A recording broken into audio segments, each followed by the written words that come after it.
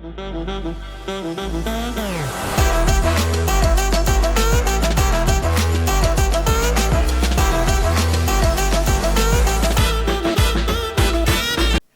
everyone, and welcome to the Tom Baker Show, presented by TrackTune. You'll be hearing and seeing more of TrackTune during the program.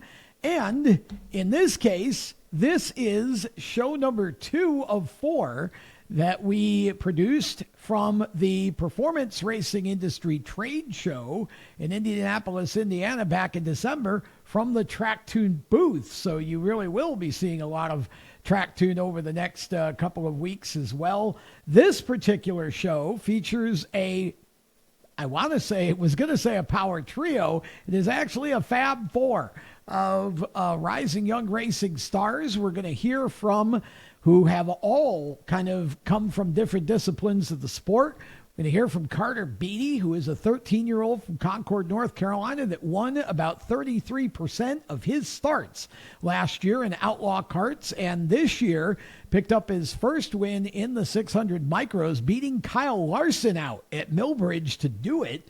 And Karter is, he's got numerous wins and championships already. So we're going to hear from him. We're also going to hear from Aryton Houk, who is a strong runner in the USF Pro Division. We're going to hear from Evan Patton, who is Ayrton's teammate in the Kenyon Midget Series. And we're going to hear from Hunter Morgan, the 2024 Rookie of the Year and 4-time feature winner in late model competition at Kingsport Speedway in Kingsport, Tennessee. Let's get it started.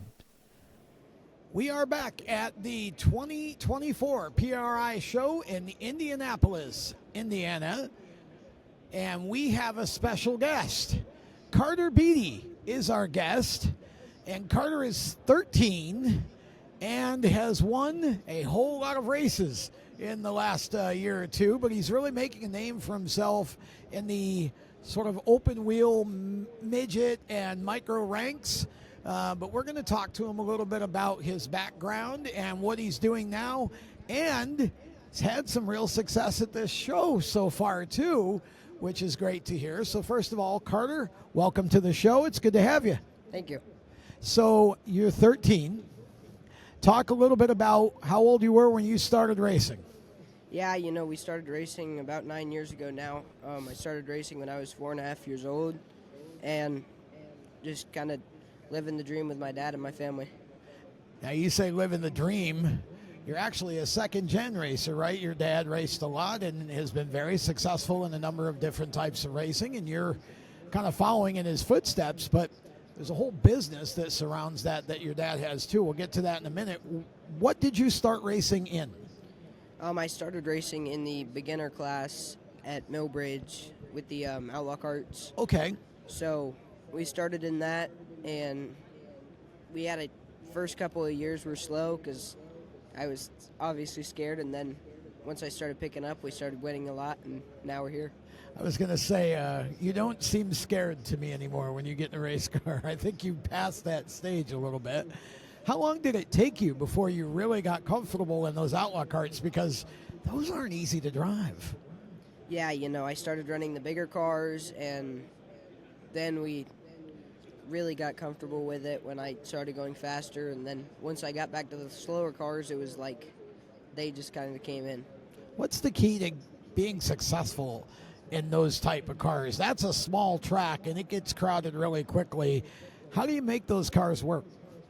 Yeah, you just got to be really smooth, and it's really wide open, so you just got to make sure you got your foot down and be smooth and really use your head.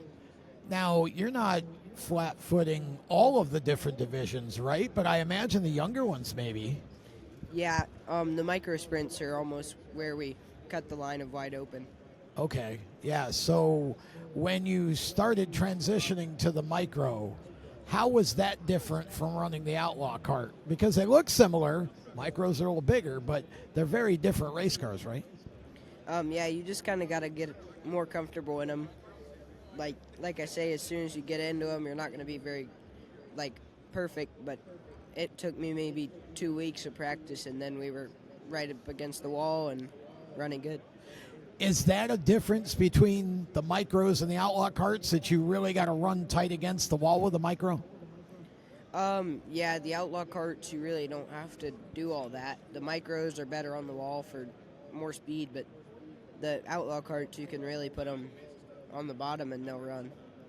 Now, you've been all over the country, and you've been very successful at a lot of other tracks. Talk about some of the other tracks that you've raced at with the outlaw cart or the micro, and talk about some of the ones that maybe you like the best. Yeah, we go traveling a lot with the outlaw carts, and we're starting to do a little bit more for the micros. You know, we got the Tulsa Shootout coming up. I really do like that track. That track is very good. Indoors? Yeah, indoors. It's not too cold, and you know, it's good racing. That always helps if it's not too cold. I hate being cold. Okay, so you got Tulsa coming up. Talk about what else you're going to do for 2025. Is it mostly micros now?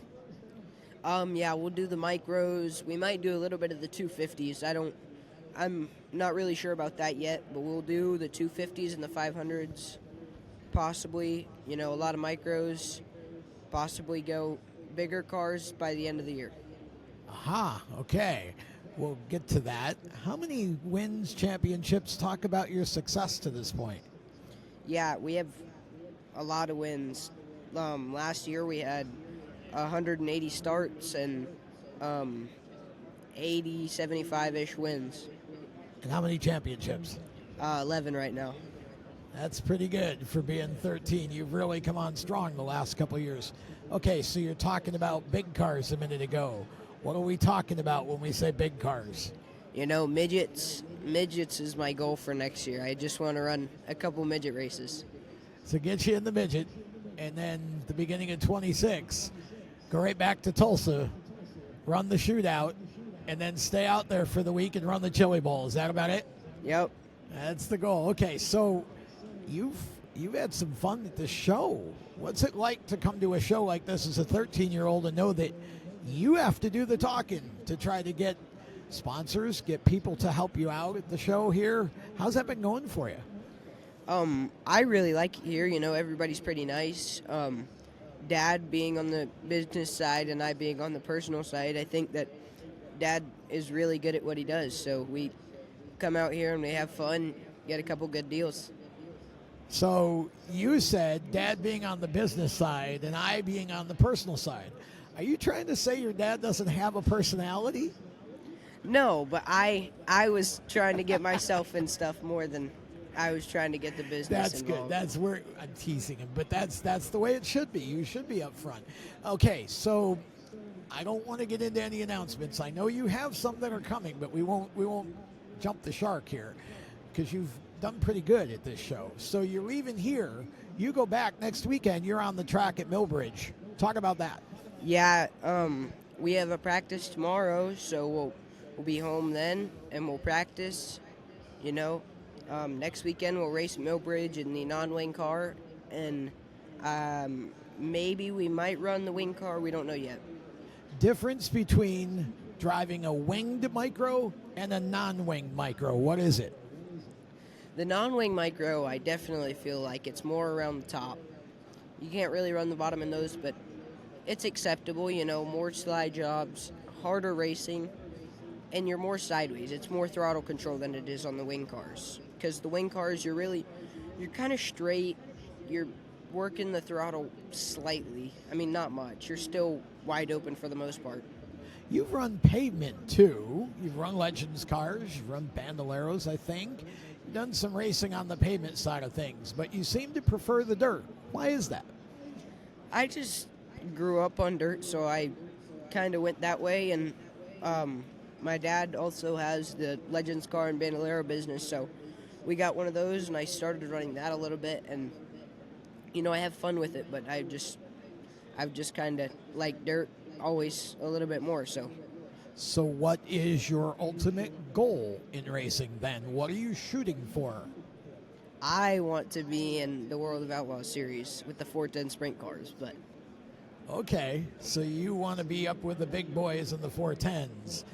What do you think you still need to learn in order to get from where you are now, just getting into micros, to making that kind of a step to a 410 sprint car? I mean, obviously the sprint car is a little bit more expensive than the sprint car, so we got to get a couple more higher end sponsors on board. But myself, I think that I just need more laps sideways, I guess. Okay, so just basically technique. You need more driving technique. So who are your idols in racing? Who are the drivers, doesn't matter, whatever form of racing it is, who are the drivers that you look up to the most in the sport?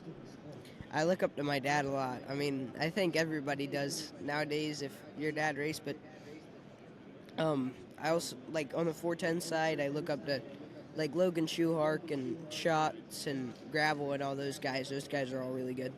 Okay, so again, it seems like mostly the dirt type drivers, which is great.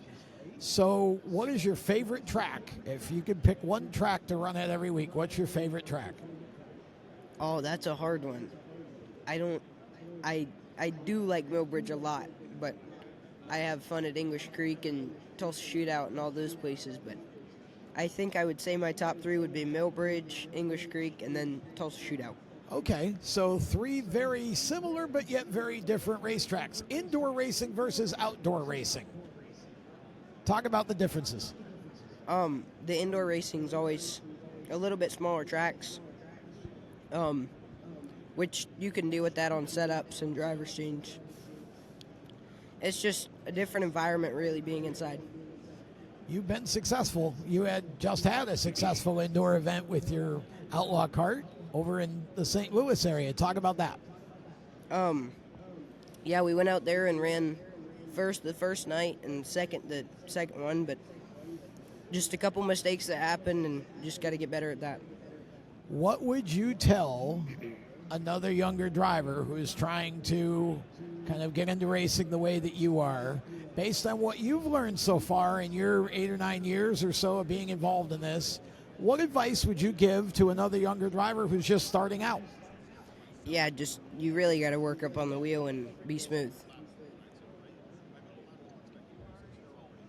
So basically, you work hard and learn as much as you can. Yeah, I mean, once you start to learn, you kind of just all falls in place. Okay, last question, most important question. Who helped you make all this happen? Who do you want to thank? My dad, my mom, the whole family.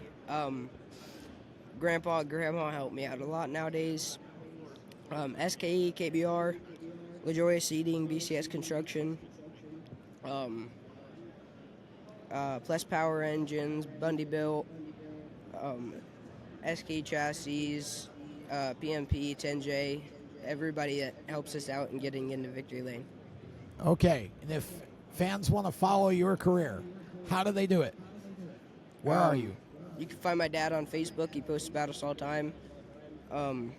What is the Kyle Facebook Beattie page? Racing. Find me on Instagram, Karter Beattie. Should pop right up. That's Karter with a K, by the way. Karter Beattie. And on Facebook, Kyle Beattie Racing Development, or is it Driver Development? Driver Development. Okay, Kyle Beattie Racing Driver Development. Okay, so search Kyle Beattie, Karter Beattie, and you'll find him. Karter is 13 and has already had a pretty big career so far, a lot of stats, and he's growing all the time. Looking forward to seeing what he can do in 2025. We will be back with more from the PRI show in just a little while. Our content, as always, sponsored by Radical Race Gear. If you're looking for a new suit or you're looking for sublimated shirts, any kind of apparel, Butch Lamb and his staff can do it for you. RadicalRaceGear.com, and all the good folks from TrackTune. If you'd like to improve your communication from your track or your series, you want your fans to be able to hear the announcers in their ear through their device, even while the cars are running, so they don't miss anything, including your sponsor promos. TrackTune.live to get more information and sign up to be a TrackTune member track. Attention track and series owners, elevate your fan experience with the TrackTune app. TrackTune works with your PA system, Fans and teams at the track can hear the announcers through their phones, ensuring everyone hears race calls, sponsor plugs, and more during race nights. It's simple to set up, affordable, and free for fans to download and enjoy. Visit TrackTune.live for all the details and join Tracks nationwide on the app today. For race fans across the United States, GetInTheStands.com is the place to find racetracks where you live and where you're traveling. Just go to GetInTheStands.com and enter your location. You'll see the tracks within 100 miles of that point, either as a list or on a map. GetInTheStands.com is 100% free to use and mobile friendly. So whether you're on a computer, a tablet, or on your phone, there's no need to download an app. To find racetracks across the United States, open your web browser and head to GetInTheStands.com. GetInTheStands.com, your racetrack directory. We're back with more coverage from the 2024 PRI show in Indianapolis, Indiana. This show has been incredible. It has been great to be here and be inside the TrackTune booth.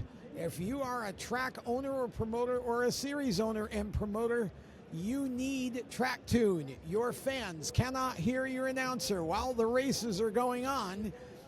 TrackTune solves the problem that we never knew we had.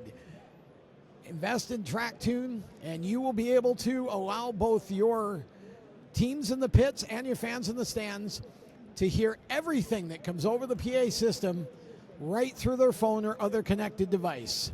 TrackTune.live. And also, if you are a driver and you're looking for a new race suit or you're looking for sublimated shirts for your team, RadicalRaceGear.com is the place to go. Both of them are here. TrackTune booth 338. Go see Butch at the Radical Race Gear booth, and he will set you right up. We have got a special guest here on this segment. Aryton Houk is my guest. Aryton, how old are you? Hey, Tom. Thank you so much for having me. I actually just recently turned 21 years of age back in August. Oh, okay. Well, that's not very recent. It's been a few months. You've got some age on that. So happy, well-belated birthday. Thank you. Okay. You grew up doing a number of different things in racing. I've seen you doing Kenyan Midgets. I've seen you doing, the Lucas Oil School, right? And last year you were on the road to Indy Ladder, did very well. Let me start where you are currently. Talk about 2024. Yeah, so 2024 was it was a great year for us. That was my inaugural season in the USF 2000 Championship. That's the now Road to Indy. It's now called the USF Pro Championships. But like you said, it wasn't really a straightforward route of getting here. We jumped all around. We were doing some road course stuff, some oval stuff. My first ever time in a Formula car, or a car in general, would have been the Lucas Oil Series. I ran with them for a season while also running a Kenyan Midget car, and that just kind of developed my skills, both turning left and right, getting the ovals and the road courses in. And with those skills, we ended up going to Formula 1600 for a little bit. I got picked up by the Team USA scholarship, which I'll be happy to talk about. And then that's what made the invitation to Don Connor, the team that I ran for this current year in USF 2000. And we're looking to get back in that car for next season and hopefully go after a championship. That's awesome. Okay, let's go all the way back to the beginning now. What originally got you interested in racing, and how old were you when that happened? Yeah, I think I was 2 years old when I first got into racing. 2? My father was a massive racing fan. We actually weren't doing four wheels off the bat. I started racing off-road motorcycles as a kid. Oh, boy. Yeah, I bet your mom loved that. Yeah, she actually was out there with us. We all four of us. Oh, my goodness. My dad, my mom, and my sister, we all did some dirt bike racing your mom's for a little awesome. bit. She's amazing. She loves the speed just as much as we do. So I did motorcycle racing for quite a bit, and then my father raced shifter carts out of college. I started seeing some photos of him in the shifter cart. I was like, that looks pretty cool. I kind of want to try that out. And he told me if I was going to make that jump, I need to be fully focused and ready to go after it, because after you start, we're not going to turn back. And I told him I was ready. We got an old Yamaha Sportsman. They don't even run Yamahas anymore. We ran Yamahas for a long, long time. I miss those. That was a good one. Yeah. But we did Yamahas for a little bit. I did some 206 stuff. We dabbled around in go-karts, but we wanted to get out as quick as we could. So I got my skills. I learned, got into cars when I was probably around 12 or 13 years old, and we never looked back. Okay, when you got into cars, what was the first car? Take us Yeah, so that's a great question. The first car that I raced was the Lucas Oil School of Racing Championship car. Okay, so that was the entry into I cars. did my my first 2-day basic school at Road America. We did the back half track at Road America, and yeah, I got an amazing taste for it. I really had to get used to the body roll and the suspension geometry that you just don't really get in a go-kart. You don't notice any of that in a go-kart because there's no suspension in those. So it took me a little bit to get used to that, and to find that seat time for a very cheap price. That's where the Kenyon Midget Series came in for us.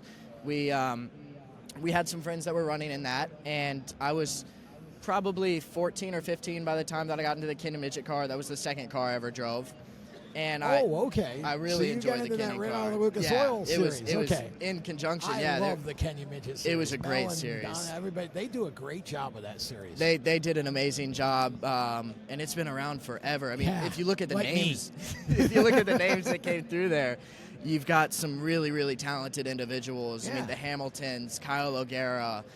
Jack Masenko is the Rookie of the Year this year in the Sprint 500 Tour. I mean, there's some really good names that have come up through the Kenyon Midget Series. And so that's where I started to really hone my skills in a car. We won a championship in 2021. I won with Brad Hayes Racing. Yeah. He ended up acquiring the series, so now he's the owner of the Kenyon Midget Series. I didn't know that. Yeah, so he bought that back in 2022. Oh, that's awesome. And he's been owning and running and operating the Kenyon Midget Series. And he's changed it around a little bit, but he's really kept the core values there and developing drivers for a very affordable price, really hometown grassroots racing. And there's been some great things he's done for the series. And yeah, so I just really honed my skills and cut my teeth in the Kenyon Midget Series. Then we jumped into the Formula 1600 Series with Formula Race Promotions. And I did 2 years back-to-back, the first year with Team Pelfrey, the second year with Rice Race Prep. And under the second year, that's when I got noticed and picked up for the Team USA scholarship. So tell our audience what that is, because I don't even know if I'm fully aware of how that would impact a career like yours. But talk about what that Team USA scholarship means, because you got to go do some pretty cool racing outside of the country. It was absolutely amazing. It completely kickstarted my USF 2000 career, and I wasn't even aware that was happening. So Jeremy Shaw is the main guy who puts the whole thing on. He's got a ton of supporters that make it all possible for us, and I can't thank all of those supporters enough for making it possible. But Jeremy Shaw picked me up, myself and Jack Sullivan, last year back in October. I think October is when we went over. We got to go over to England. We lived in Brackley, England, just east of Silverstone, like 15 minutes east of Silverstone. It was really, really cool. Just him and I living alone, racing on the weekends. We got 2 or 3 like warm-up races before the 2 main races we were there to compete in to represent America. The 2 main ones were the Formula Ford Festival, and that's at Brands Hatch, and then the Walter Hayes Trophy at Silverstone. So those are like very, very well-known Formula Ford races, semi-world championships. I mean, you've got teams coming from all over. There were South Africans, Germans, Irishmen. Canada brought a team. America brought a team. There were some South American drivers. People were coming from all over for those races. So it was a really cool experience to be able to represent America and have the opportunity to just kind of grow up really fast, go live in a different country by myself at 19 or 20 years old.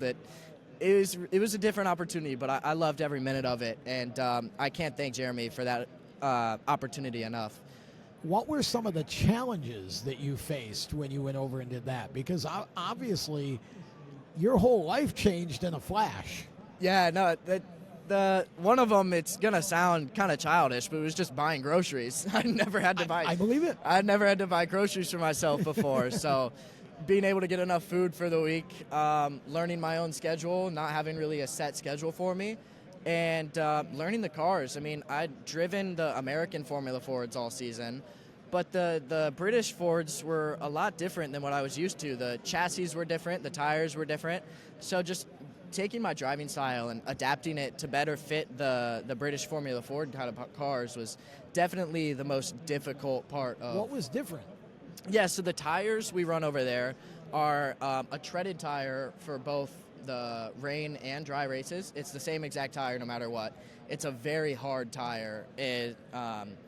Opposite to the Hoosiers we run over here, very soft, and they wear off pretty quick. The tires we run over there are much harder. The slip angle of the cars is a lot different. You would have to really keep the car rotating all the way through the corner. Really? Because if it came back, the tires were too hard. If you tried to turn in, you'd just get understeer right away. So, interesting. Yeah, you'd really have to rotate the cars a lot more than the American cars. But it was a great experience learning those, and it was a really fun time. I loved every minute of it. I can only imagine because I work with a driver for the UK, Finn Robinson, and have gotten to know him and his dad and his mom, and just I've always appreciated British humor. And I just think that it's a completely different perspective on a lot of things between here and there. And it's always fun to see how different people from different countries react to things. And I would think going from here over there and competing against drivers that run on these courses all the time must have just been an elevated challenge, because not only are you learning the different nuances of the cars, but you've never run any of these tracks. That's an amazing and they're legendary tracks. Yeah, exactly. Like the guys that were over there, they'd known all the tracks.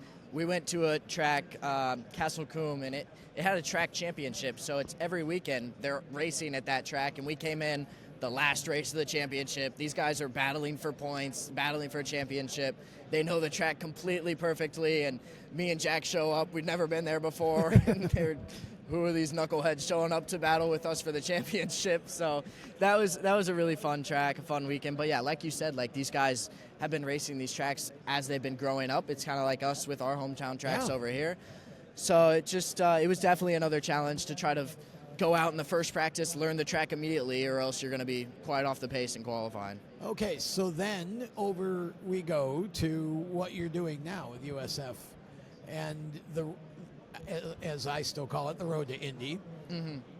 Is that your goal at this point, is to race in IndyCar, or are you just still sort of doing what you're doing, searching for what's your future if you could design it? Yeah, so ever since I was a little kid, I mean, we were going out to the Indianapolis 500. Growing up in Indianapolis, I was always starstruck by the Indy cars and how fast they were going around the speedway when I was younger. So my always goal has been to be an IndyCar driver. Okay. And I like you said, the road to Indy is the place to be if you want to get up there. The USF Pro Championships has made such an amazing impact on up-and-coming drivers with the scholarship system that they've had.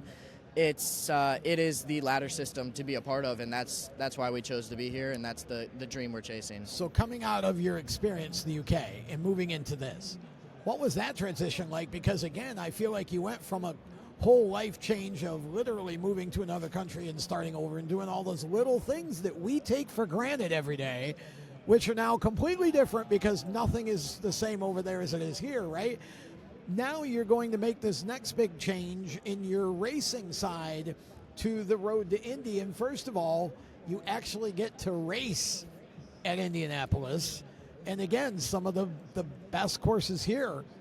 What was that like for you as a driver, but also as a young man, because you're kind of out of the frying pan into another fire? Yeah, no, it was absolutely amazing. The past season has been probably the best season of my entire life. But like you said, into the next frying pan, we got thrown in at the deep end. A lot of the people who were racing against this year had been a part of the season, or been a part of the championship for a while now. And I had to be able to adapt very quickly to this car. We weren't able to do a ton of testing as I've been coming up through the ranks like the other kids, so I wasn't able to be able to have the foundation that a lot of these other guys had. But I had a great time learning with Don Connor. I had a coach this year, Colin Kaminsky, who's an Indy Next driver. Okay. Yeah. A really good friend of mine. He helped me out, learn the car a lot, bring me up to speed very quickly. And I think with what we learned over this season, coming back next season with what we have and the skills and the talents and the things we've learned this season, we will definitely have a very good chance to be able to contend for those top spots. Awesome. Well, we're looking forward to seeing that. Now, you have also done what I think is just some amazing work with a really cool organization. You know what I'm talking about. I do. So Tell us who the Little Red organization Door is, yes. Cancer Agency, I've been working with them for the past 3 or 4 years now.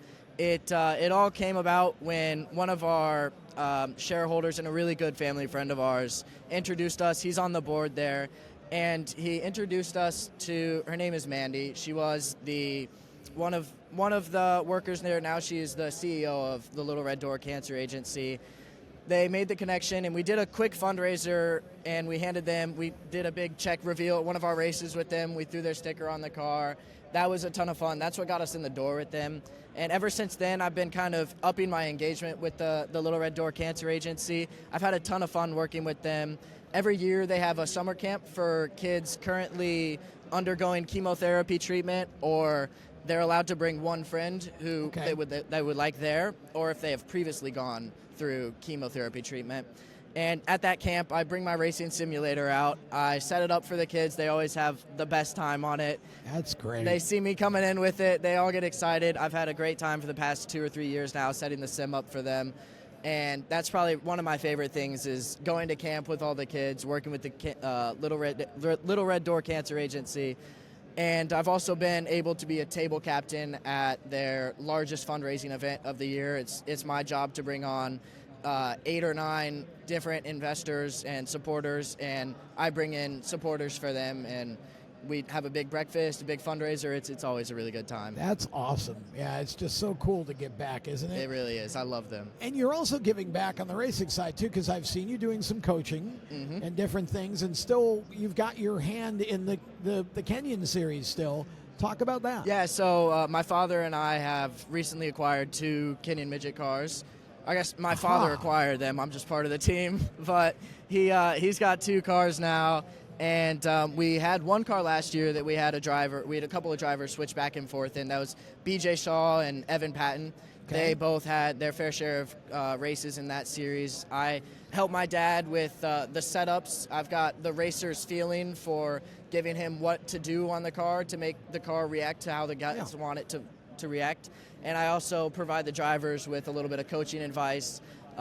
We've been able to get a lot of really good results when I was personally in the car, and we've also had some really good results with the other guys in the car. So I think next season, having 2 cars out on track as a part of JK Racing, we'll have a ton of fun in the Kenyon Midget Series, as well as go after some race wins, and I'll have a ton of fun coaching both of those guys. So you're a busy guy. You're Very busy. Driving, you're coaching, you're doing some full-time amazing charity work. University. Oh, that's right. You're a full-time student too. How's college life It's going? been fun. And are you getting good grades? I am. So that's the number one thing. My dad makes sure to drill it into me. Good. If the grades start dropping, the race cars go away. Okay, so because I wouldn't have to swat you. Live Yeah, on the air. exactly. Purdue's been a ton of fun. I'm finishing up. I just finished my sophomore year. I'm 1 semester behind from racing, so I'll be starting my junior year in January. But a full-time student with all of this going on, it gets very busy. But it's a ton of fun. You're young. What do you need sleep for Exactly. anyway, right? That's how that works. Okay, so most important question. Who helps you with all of your racing? Sponsors, crew, whoever you want to thank. I mean, you keep me here for the next 3 hours telling you got it. everybody that helps me. But most importantly, my parents. I mean, I can't thank my dad and my mom enough. They've given up so much for me to be able to chase this dream. We've got quite a handful of private investors who know who they are. They've helped us out so many times, and they've probably accounted for most of our fundraising efforts, so I can't thank them enough. I've got quite a few sponsors as well. One of them, hometown sponsors, Binkley's Kitchen and Bar. They're downtown. They're on College and Kessler. Anybody at PRI who wants to go get some dinner after there, it's a great place to go, not too far from here. So Binkley's, Little Red Door is a great agency, Horizon Equine, Integrative Medicine, and Cornerstone Environmental Group, and just everybody else who's made this possible. My sister has given up a lot for me to be here. Don Connor last year helped us out a ton. Colin Kaminsky, my coach, was a great time. And yeah, there's been so many people along the way. I know I'm forgetting some people, but it's been a great year. Well, it's been a lot of fun to talk to you for a few minutes here and get to know you, and let our audience get to know you. So now, the last question is, where can our audience follow you? Socials, website, all of that. Yeah, so it's pretty easy. All my socials are the exact same. It's just Aryton Houk Racing. Aryton is spelled Ayrton Houk. Racing. That's Instagram, Facebook, Twitter, and that's where a majority of all of my posts will be. We've got a website as well if you want to follow along on the website for some updates. Is that also Aryton Houk Racing? That's also Aryton Houk Racing. So yeah, but mostly every weekend we're doing Instagram and Facebook posts, and I'll do some like behind the scenes stuff on my story every now and then. So if you want to follow along, that's where you can find me. All right, that is Aryton Houk. This is a young man with a very big future in this sport. I know that we're going to see him someday in the Indy 500. I know it's going to happen for you. Thank you very much, We've got Tom. more content coming up. In fact, we've got one of Ayrton's drivers coming up on a future segment here. So stay tuned for more coverage from the PRI show, sponsored by TrackTune and Radical Race Gear. Attention track and series owners, elevate your fan experience with the TrackTune app. TrackTune works with your PA system. Fans and teams at the track can hear the announcers through their phones, ensuring everyone hears race calls, sponsor plugs, and more during race nights. It's simple to set up, affordable, and free for fans to download and enjoy. Visit TrackTune.live for all the details and join tracks nationwide on the app today. For race fans across the United States, GetInTheStands.com is the place to find racetracks where you live and where you're traveling. Just go to GetInTheStands.com and enter your location. You'll see the tracks within 100 miles of that point, either as a list or on a map. GetInTheStands.com is 100% free to use and mobile friendly. So whether you're on a computer, a tablet, or on your phone, there's no need to download an app. To find racetracks across the United States, open your web browser and head to GetInTheStands.com. GetInTheStands.com, your racetrack directory. Welcome back to the PRI show. We are talking with Evan Patton in the TrackTune booth here at PRI, booth 338, by the way. If you want to stop by and see us, we're here all day tomorrow on Saturday as well. So we're excited to be here at the show, and I know you are as well, Evan. Now, we talked to Aryton Houk earlier. Aryton is, well, I'll call him your car owner. It's actually his dad, but he's a coach for you. Yes. First of all, how did you get hooked up with Aryton? So one of our buddies, Corbin Johnson, him and Aryton went to school together, and so my dad was in his wedding, and also, so then they connected with us. We went to a race and watched Aryton race, and then he said, hey, come look at Aryton's car, and then we just got Kevin information, and then went from there. Okay, so you are also from Indiana? Yes, I'm from Fishers, Indiana. Fishers, Indiana. And you're how old? 14 years old. 14. Okay. How did you get interested in racing? I've been wanting to do it for a long time. So I did travel baseball for 9 years. Oh, wow. And I've What always position did you play? second and catcher. Catcher. Mm-hmm. Okay, so did I. Love that. Yeah, so I told my parents, I'm like, can I please just get into racing? And it took them a couple years. So last year there was 4 races left in Whiteland Raceway Park. And In so a cart? In a cart, go-kart, Okay. 206. Yep. And Oh, so my dad brought Burrell. And so we did 4 races, and I loved it. I kept grinding, and then we did a full year this year in a 206 and a KA.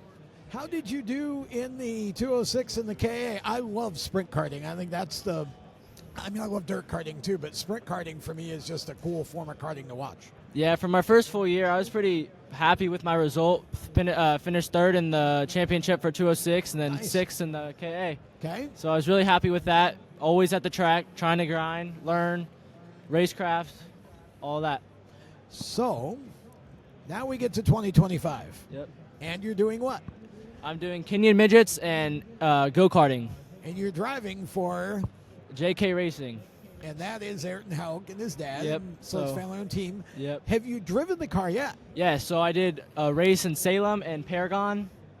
So we did pretty well in Paragon and Salem. Won my first heat race on dirt in Nice. Paragon, so they were happy with the result. We had a good start and then finished 6th at Paragon and 12th at Salem. So I got the speed quick and ready to grind more. So, that transitions you from short road courses, which is what you run with the 206 and the KA kart, to oval track. Yeah. So, what was the challenge there for you, or was there one? Just keep turning right. Just do strength because you're always We turning turning right or we turning left? left. We're turning left. This boy's a little confused. You don't want to turn right on an oval. Gonna go right in the wall. That's right.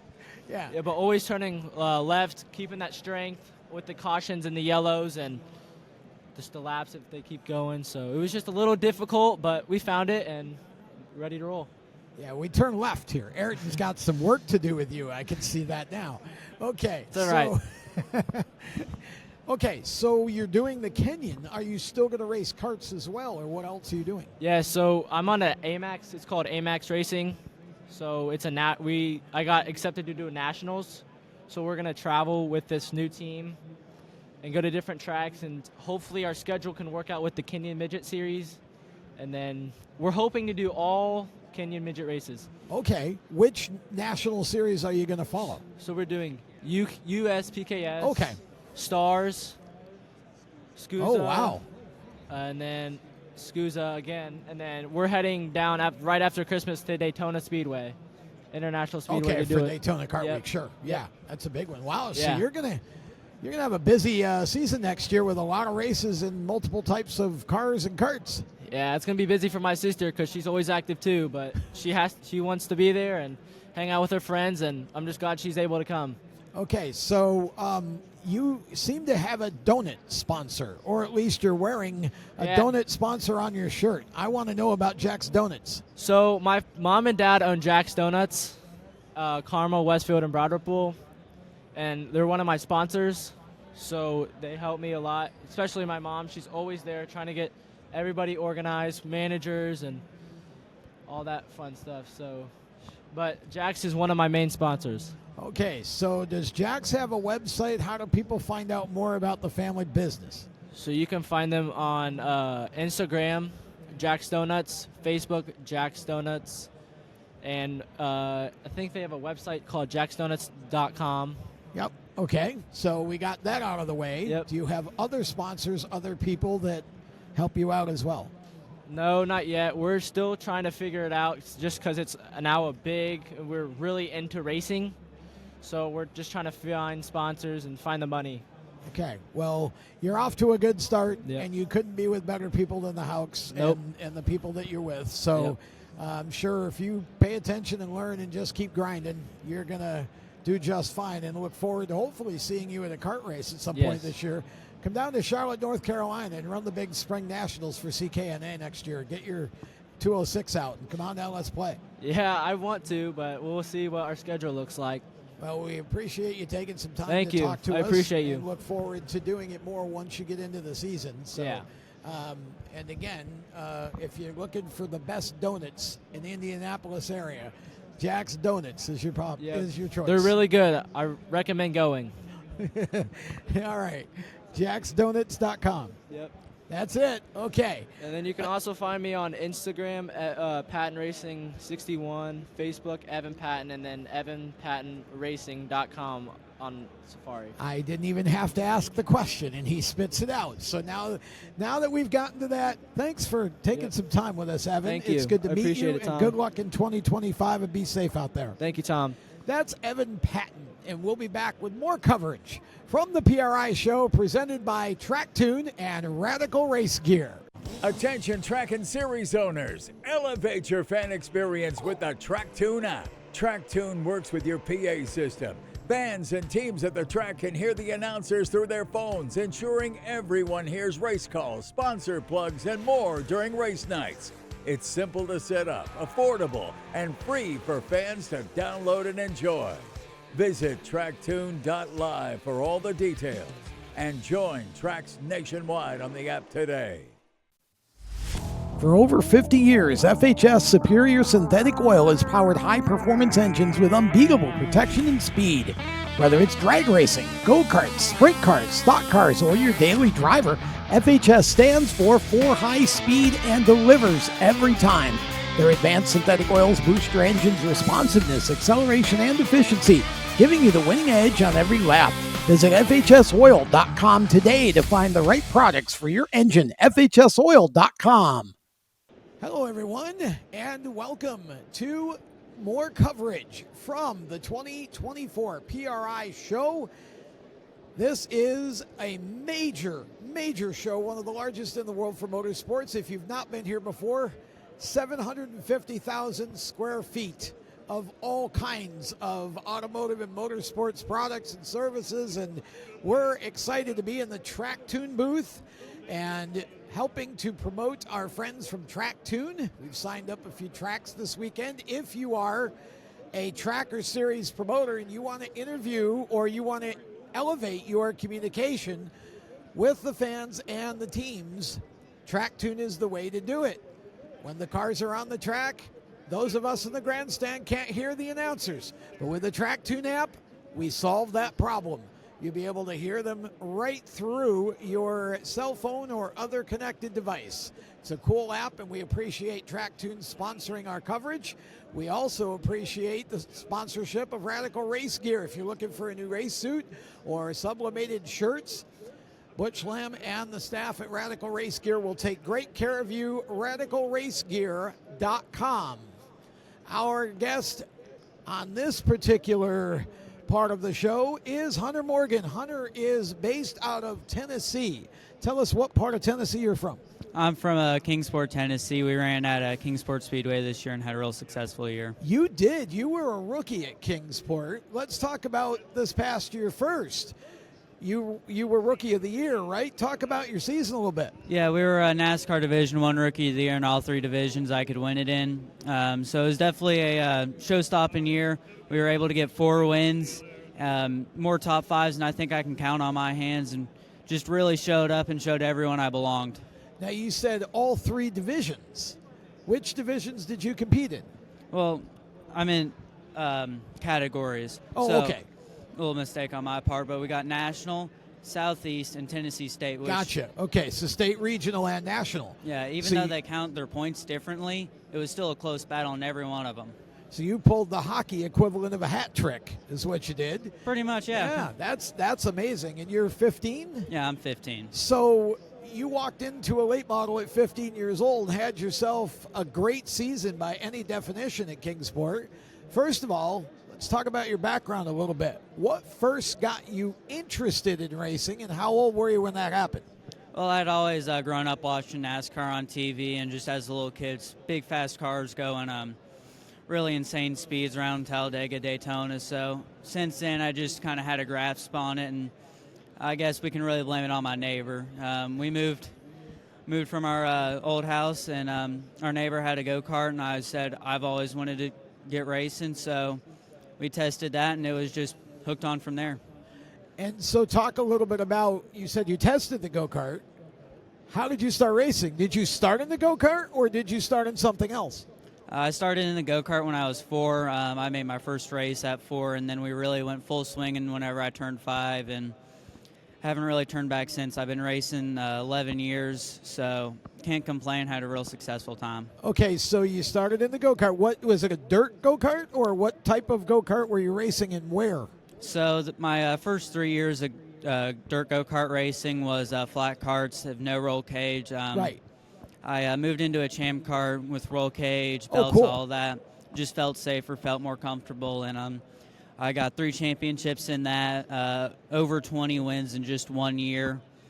I think overall I had about 30 wins in the champ cart and maybe 5 in the flat cart. Where were you racing those carts? We raced all over the East Coast, Dogwood, Providence. We raced with the Burris Southeast Tour, Okay. Burris Blue Gray. We got 2 championships in the Blue Gray Tour in 1 year with 2 different divisions. Nice. Okay, so you raced go-karts for a number of years. Where did you go from there? So whenever I turned 10, let me take that back. Whenever I turned 11, we decided to make the move into Bandolero racing. We had saw him at my local track, just making a few laps at the little go-kart track. So we thought that was cool. We thought it would be a logical next step, trying, not go full into Legends, or just found like it was the perfect intermediate between the two. Gave you a different sort of experience than the kart, right? I mean, the go-kart obviously non-suspended. Bandolero, you got half a suspension. It's kind of like smashing a go-kart into a race car, but they're a cool little car for younger kids to start in and get some experience. What was it like transitioning from the kart to the Bandolero? I came into the Bandolero. I came out swinging. I came out pushing myself, trying to find the boundaries of the car before I even got experience, which really wasn't the brightest, but I got comfortable in it quick, and I was able to get a Tennessee State champion 3 years in a row. So all 3 years you ran the Bando? Yeah. Wow. Okay, so you were the king of the volunteer state for a while, right? Yeah. It's pretty cool. Did you ever get anywhere outside of Tennessee with the Bando? We ran all over. We ran Ohio, Charlotte, Atlanta, Auburndale, Citrus. Okay. Pretty much if they had a race going that weekend with bandos, we were going to try our best to be there. That's great. So I love that you're getting a lot of different track experience in different places, because that expands your ability to adapt to different tracks, right? Because from the Bando, you kind of skipped a step. Yeah, we decided to skip Legends. They made some age modifications on there, and we just didn't feel like it would be worth our time and worth our money to go run Legends whenever we could run late models just for a little bit more. Okay, so you went to the late model. So late model stock, correct, or a limited? At Kingsport, it's technically a late model or a limited late model, but they call it their late model stock. Okay. But it's kind of a mesh between the two to a point. Gotcha. Okay, so have you only run the late model at Kingsport to this point? Yeah, to the point, but we're going to be making some tests at Lonesome in a full-blown late model stock here soon. Okay, And- Lonesome Pine. Yeah, it's a track. It is a track, yes. I love that track, actually, up in Coburn, Virginia area, I think is where that is. Yeah, I've been there a few times.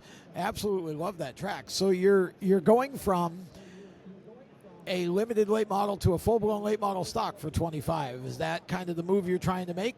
That's what I'd like to make, but we just kind of got to gauge off this first test if I'm ready for it. You will be. Hopefully we will, but we're going to try and travel around and do a mixture between the two if possible. Okay, well, that's a good idea and a good schedule for you at your age. So what is your ultimate plan for motorsports? Is there a goal that you have for somewhere that you want to be in the next 3 to 5 years? Ultimately, I'd like to make it to NASCAR, but the chances are slim. I'd really just like to make a career out of racing in any way, because it's just such a massive industry, as you can see by the PRI show. Yeah, it's a pretty big show. What is your favorite part about racing? Probably the adrenaline. It's just crazy getting in, going 100 around a little track that shouldn't even be possible by standards. That track's had a lot of history, and you've got another track in Tennessee that's reopening for 25. It already has, actually. Newport's coming back. Yeah, I went there for their first race this year. That place is insane. It is, isn't it? I love that track, too. It's basically like a little Bristol in a way. It's not banked quite as much, but it has a lot of the same characteristics as a Bristol would have in terms of the closure rate, and the new owners have put a lot of money into that facility and really made it nice. Is there any plans for you to run some races there next year? I'd love to run a race there. It's just so fast. It's so fast-paced. You just from watching, you don't have a second to catch your breath. So it was insane watching them. They really were going at it tooth and nail. Hopefully I can be in the fight or even leading the race there. Talk about the team or teams in your case that you race with, because you've got a couple of different situations going on at the same time. So I still run a Bandolero from time to time out at Lonesome.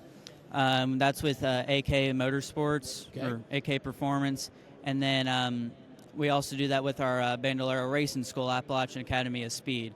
So we try and work with AK, get some development drivers for them, get them feeding into that. And then with the late model, we run at Chase Sticks and Motorsports. So tell us more about the Appalachian coaching thing that you've got. What is that? And talk a little bit about what it does and tell us about it. So our goal is to get people into racing, kids into racing. We really had no idea what we were doing whenever we were first getting into racing, so we want to make it pretty easy trying to get your foot into the door, get your experience, figure out whether it's something you actually want to do before you go spend $10,000 on a Bandolero. So does somebody come to you and you have a car or cars that they can get in and test to see if it's something they like, or how does all that work? So we have everything from fire suits to race cars. they just say, hey, we want to test. We get a date planned out, and then we get them in hopefully the night before, get them fitted into the car, get them familiar with the car. And then when the time comes, we send them out, let them figure out it's something they want to do in life. So when you say we, tell us who's involved with this project. So it's me and my parents. Okay. We do most of the work on the cars. We have AK do some chassis work. But we do all the work on our cars. It's family owned, literally.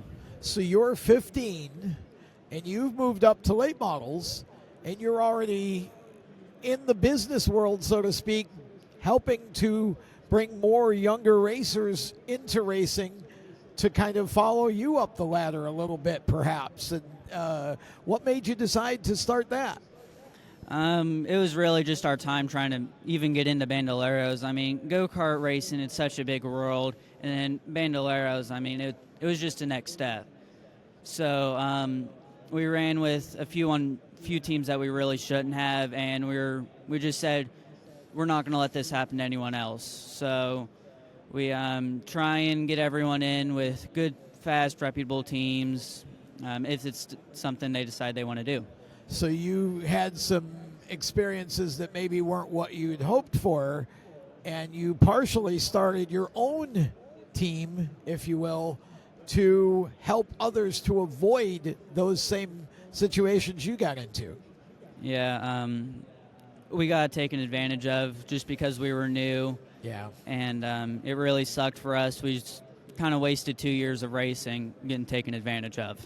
Yeah, that happens. Unfortunately, in our sport, it does happen. And so now you're in the late models. You've had a good year working with Chase, who I think very highly of. He's a really good young shoe and a fine young man, too. So are you staying with Chase for 25, or are there some different people that are going to be involved? We haven't really decided what we're going to do. We're going to try and work with Chase Dixon and maybe AK to a point. But, you know, we haven't really got everything set down for 25 so far. Okay.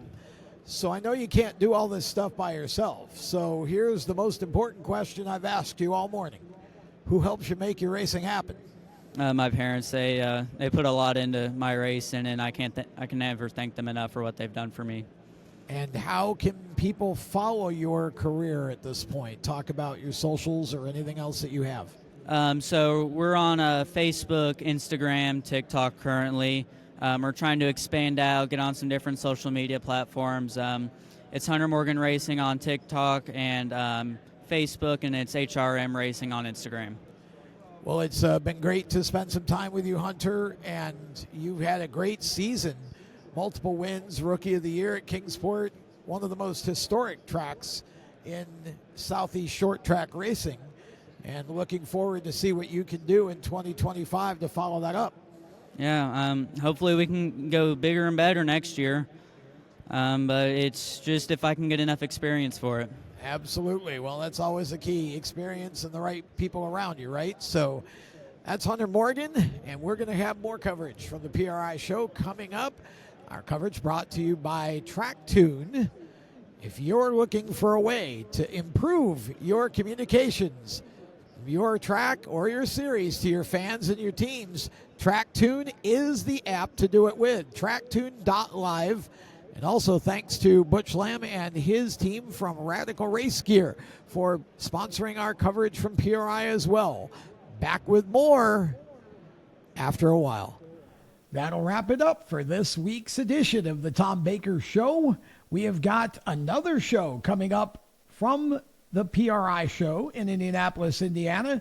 This next show will feature Charles Lewandowski, a former NASCAR racer, now turned business owner of Chalou Performance and MSI. And we've also got Justin Wills, who is a Pro 4 trophy truck racer. We're going to talk a little bit about trophy truck racing with Justin. And Justin, a member of Radical Race Gear's sort of team of supporters, and really appreciated Radical Race Gear's support of our coverage from PRI as well.